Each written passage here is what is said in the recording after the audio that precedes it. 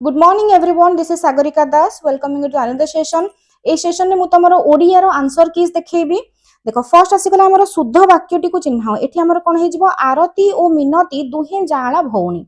Next आसीगला जति पढिबा रूढीटी रो अर्थ कोन मेळ खाइबा. देखो नेक्स्ट आसीगला हमर सारला दास ओडिसा रो वाल्मीकि थिले रेखांकित अंशटी केउ पद.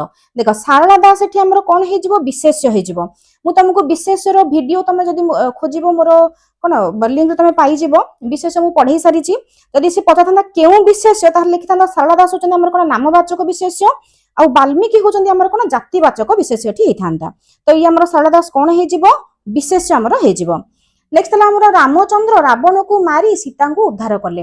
यह एक सरल वाक्य. देखो मु तुमको पढैची सरल वाक्य कोन सीधा गोटे समापिका क्रिया रे संपन्न हेतिबो.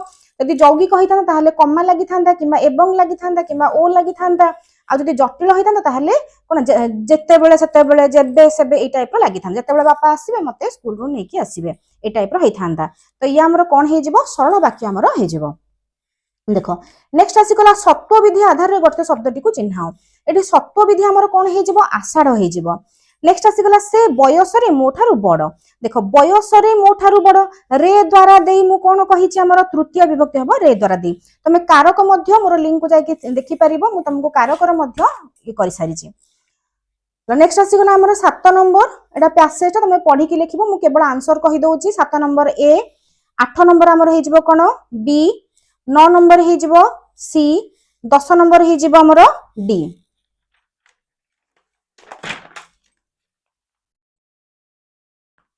देखो पिला नेक्स्ट आसीगला 11 नंबर हे जिवो ए. देखो शुद्ध शब्दटी को बाछि लेखो विरूपाक्ष. देखो नेक्स्ट आसीगला कली उपद्रवे तज्जी लोकालय सॉरी तज्जी लोकालय सॉरी कली उपद्रवे त्यजी लोकालय शांति की स्थले. कली उपद्रवे त्यजी की लोकालय शांति की स्थले भजिले आश्रय. देखो की हमर लागिथिले कोन हे जिवो हमर उत्प्रेक्ष अलंकार हे जिवो.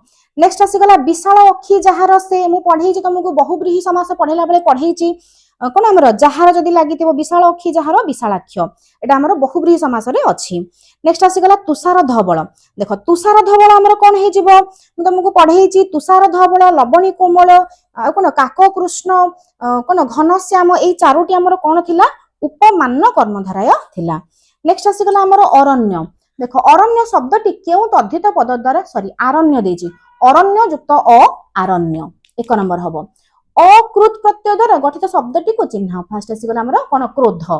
नेक्स्ट आसीगला गोड़ तळे न लागिबा अत्यंत आनंद अवस्था. पुओ फेरी आसीबा देखि मार गोड़ तळे लागुनी एठी कोन हे जिवो अति आनंद अवस्था. नेक्स्ट आसीगला मधु तार मामू घर को जाईछि. रेखांकित अंशटी केउ पद. देखो मधु तार मामू घर को तार एटा होछि कोन एई गछ सेई देउळ तार हमर कोन हे जिवो सर्वनाम पद हे जिवो. आसन सकाशे वृद्धे एड़े बाई बालके जेसने क्रीडानक पाई. देखो जेन्हे जेसने हमर कोन हे जिवो उपमा अलंकार हे जिवो. थैंक यू पिला माने ओडिया रे एतिके हे गला. मु नेक्स्ट तुमको इंग्लिश रो आउ 10-15 मिनिट भितरे प्रोवाइड